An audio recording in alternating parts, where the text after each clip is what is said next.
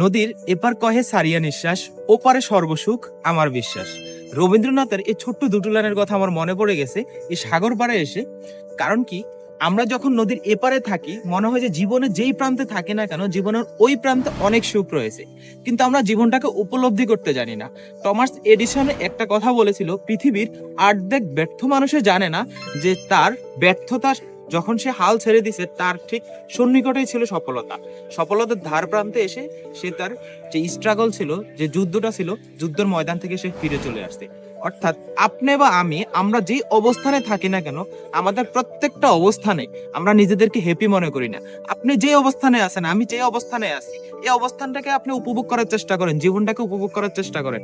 দেখবেন পরবর্তী যে অবস্থানে আপনি পৌঁছান না কেন, এই অবস্থান থেকে ওই অবস্থান হতে পারে সেটা খারাপ, হতে পারে সেটা ভালো।